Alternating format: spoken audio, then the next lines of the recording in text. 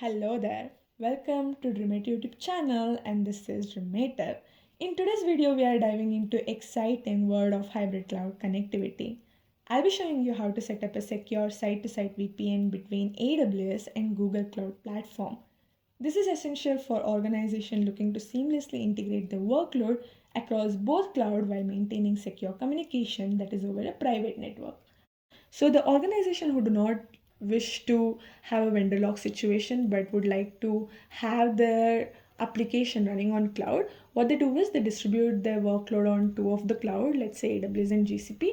Now my application workload or servers are running on AWS and database servers are running on GCP. And here in a real-time scenario, I want this both application and DB to communicate with each other. And for that, I want a network that is completely secure to make sure the communication and the package exchange is happening securely. So here I would be creating the VPN. I would like to explain you the bit about the design of the network that is there in AWS and that is there on GCP. You need to understand that each cloud has similar services. It might be AWS, Azure, or GCP. The one thing that makes cloud a lot different to each other is that the way the network is designed on each of this cloud platform. If you could go through this diagram, AWS VPC and GCP VPC, even though it bit looks similar or might not look similar, if you could notice in AWS we have a VPC and this VPC falls under a region. We go to one of the region, let's say Mumbai or Paris, and in this region we're going to create a subnet, and those subnets are nothing but the DCs that's there in the Mumbai region. The actual DCs that's there on the Mumbai region, we'll just name it as AZ1, AZ2, AZ3. And in GCP we have a network in a project, and this network would have a subnet, and the subnet is nothing but a region here. So it's quite different when we look into AWS networking and GCP networking. It just the interface is quite unique and the use case is always the similar, but the one thing you need to make sure is that you understand the network better whenever you deploy your workloads on any of the cloud. Please do subscribe to my channel. Currently I'm on a GCP dashboard. If you could notice, I have an instance that is GCP test VPN, and here you can notice I do not have the external IP for this instance. However, I could still do the SSH from here since my user has a role called IAP, which would give a secure way of doing SSH to GCP instances. So right now what I would be doing is that I would be taking the SSH access from here, and then from here I would basically ping the AWS private IP instance. So let me go to AWS dashboard, and here you can see that there is no instance. I'll just go ahead and create a AWS instance. There are multiple ways where you can access the private instance, bash and host session manager, and by creating an endpoint. So in this case, I just created the instance, and now I'm just gonna do ping to the private IP of an EC2 instance. Since it's still creating, it still haven't crossed the 2x2 checks. I just want to show you the security group of this instance. Yes, it's a private EC2 instance. All the traffics are allowed for the demo purpose only. There's a way you can access the private EC2 instance by creating the endpoint. I do not have any endpoint, so let me just create and keep it, which is going to be used later on in this video.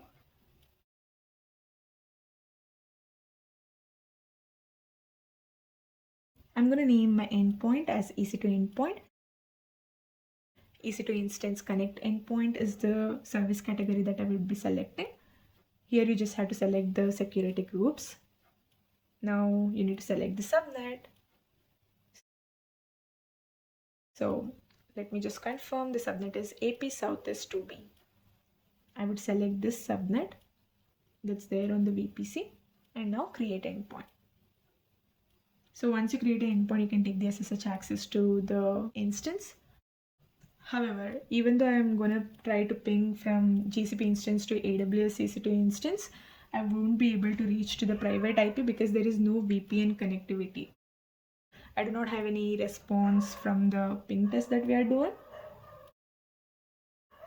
Now I'll go to VPN section that is there on the VPC dashboard, and here there are three options: customer gateway, virtual private gateway, site-to-site VPN connection. These three are what we would be using it. I would just go to GCP dashboard and get started from here. I would click on cloud routers, create cloud routers. You can name anything for your router. I would be calling it as Dreametive router.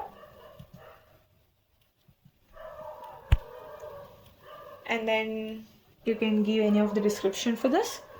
And on the router, you need to select for which particular VPC you're creating the router. And now that you have selected your network, you would be selecting the region. This is the region where my GCP instance also exists. If you notice, you have to create a Google ASN. Basically, you have to create two ASN. One is for GCP and one is for AWS. Current scenario, I have created a Google ASN. It is 64512. And now you can see that the router has been created. Let's go ahead and create a VPN. And we're going to create high availability VPN. High availability VPN basically going to give you the two tunnel. If one tunnel goes down, you'll still have another tunnel which doesn't disrupt the communication happening from one server to another server. And as a classic VPN, you'll only have one tunnel. And for this demo purposes, I'll be creating high availability VPN. So you can create the VPN, and on the VPN section as well, you have to select the network. And once you select the network, you have to select the region. I would select the same network where the router is also being created. And now you have two options, whether to go with IPv4 or IPv4 plus IPv6. For the demo purpose, we'll just stick around single stack, that is IPv4. I'll be creating a cloud HA VPN gateway now. I'll quickly open a notepad because if you could notice, we have two interfaces. One is with 0 and one is with 1. You have to make sure you have copied this IP addresses. These IPs are something that would be entering on the customer gateway of AWS.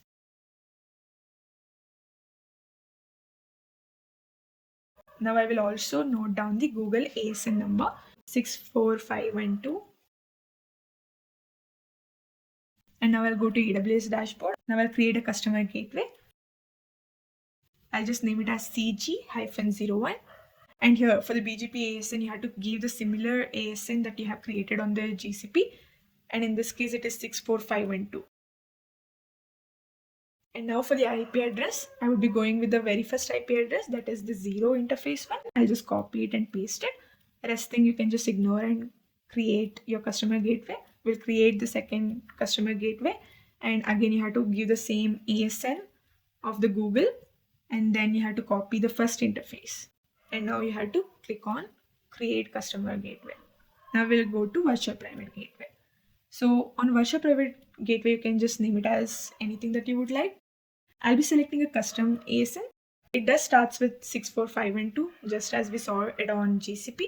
However, make sure you're giving it a different number than that exists on the GCP. You can give it anything. I would be going with 64513 and create virtual private gateway.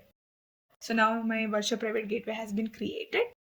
Once it has been created successfully, you can refresh and attach it to the VPC. And now I have attached my default VPC for the virtual private gateway. And now we'll go to site-to-site VPN. I'll be creating the first VPN connection and I would be calling it as VPN01. And here you have to select the virtual private gateway. And the virtual private gateway is the only virtual private gateway we have it. And make sure you're selecting the first customer gateway, that is CG01. Once that, you can ignore the other field. And for the routing, just go with dynamic. Now we're going to create the first VPN. I'm going to create the second VPN. We're going to select the virtual private gateway. And now make sure you're giving the second customer gateway. Now just click on create. Now we have two VPN created. If I go to the very first VPN, you can notice the status of the tunnel is down. However, I'm going to go and download the configuration of the first VPN. Make sure you have selected generic, platform as generic, software vendor agnostic, and you can go with any of the IKE version. I would be going with the 2. And now download.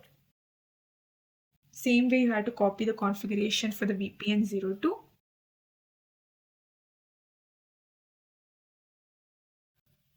So now that you have created the VPN and have downloaded the configuration, make sure you can identify first and second VPN configuration that you have downloaded. We'll go to the GCP page here. You can continue from here. We can come to this section again. We need a VPN peer gateway. So I'll just go ahead and open 2 of the files here. And here for the interface 0 address, make sure you're copying the outside IP address of virtual private gateway. From the VPN first file, we have copied it. Again, from the VPN first file, we would be scrolling down and finding the second outside IP address for the virtual private gateway. I have pasted it here. Now you can go to the second file and from the very top, find the outside IP address and copy it. Do the same, scroll down and copy the second virtual private gateway. Just give it a name. I'm going to give VPN peer gateway. And now my peer VPN gateway has been created with 4 interfaces. Now I'll go to Cloud VPN gateway. So if you could notice, we have a Cloud VPN gateway where we need to add a VPN tunnel. So we'll continue from where we left. VPN peer gateway. I will select the one that I have created. And here I would be selecting the router. We have to create a 4 tunnel. In this thing, we won't be changing any of the interface IP. We'll just give a name as tunnel 1. For the IKE pre-shared key, make sure you're copying the very first pre-shared key from the first file. And for the second tunnel, you just give a name as tunnel 2 and copy the second pre-shared key from the first file. And for the third and fourth, do the same, but copy the pre-shared key from the second file. From very top and from very bottom, you can find the pre-shared keys. And once that, you have successfully created tunnel 1, tunnel 2, tunnel 3 and tunnel 4. Creating 4 VPN in progress. And once the creation of VPN is completed, you have to create the BGP sessions for each. So let's go to the very first tunnel and we'll click on configure BGP session for tunnel 1. Give a name and you need to make sure here you would be giving the ASN of AWS. That is 64513. Once that, you have to select allocate BGP IPv4 option manually. If you go to the first file, from the top, right below outside IP address, you have a section called inside IP address. From here, you have to copy customer gateway and then you have to copy virtual private gateway. Remember, you have to copy it from inside IP address this time for BGP peer section. Alright, so now we'll go to the tunnel 2. From the very first file, we will again copy the cloud router BGP IPv4 IP address. From very bottom, you can notice you have the IP detail for customer gateway and virtual private gateway from the very first file. Now you have given the ASN here as well. Save it. Third BGP session. And then select manually. From the second file, from very top, copy the inside IP address and the virtual private gateway. So we have copied both customer gateway and virtual private gateway IPs here. And for the tunnel 4 also do the same from the second file. You have to scroll completely down to find the inside IP address of customer gateway and virtual private gateway and create. In all the BGP session, you have to give the ASN of AWS. Now configure BGP session. Once the BGP has been configured, you'll almost have your tunnel up. I'll just click on OK, and if I come here on Cloud VPN tunnel, you can see that the BGP session on GCP end has been established successfully because we have given the right value on each of the field. Let's go to AWS. Let's go to VPN 1. If you could go and wait for some time and then notice it, the status would be up. And then let's go to VPN 2. It's still down. You just have to wait for a few more minutes. As on GCP, you can notice that the BGP of 3 and 4 is established successfully. Okay, the status is up. Let's go and try to ping private EC2 instance. If you could notice, even though we have successfully created the tunnel, we are not able to ping. And the reason for this is very simple. The last thing that you need to do for this to work is you have to go to VPC page. From there, you have to go to the router section, that is route tables. And if you could go to route propagation here, so you have to edit route propagation and click on enable. So once you save it, you can see that I have a ping response. So this confirms that from GCP, I'm able to ping the AWS private instance. Now let's go to AWS. Since we have created the endpoint, let's try to connect through that endpoint. And once the connection has been established successfully, we're going to ping the private IP of the compute engine, that is of GCP. You can see I'm getting a response back. So that means our setup from AWS to GCP and GCP to AWS VPN network has been successful. And now you can proceed with your migration activity or any of the activity. And in this case, it is a small demo to show you how we'll be able to reach from one server of AWS to the server of GCP via private network. In case you don't want the connection anymore, you can simply go to the route tables on AWS and just edit the route propagation and disable it. Once that, you won't have any response back from the ping as well. Nice to be back, and thank you for sticking with me. I can't wait to upload more of the cloud content on my channel. If this video helped you, make sure you like, subscribe, and hit that notification bell so you don't miss out any of the future videos. Got any questions or suggestions? Drop them in the comment section below, and until next time, sayonara.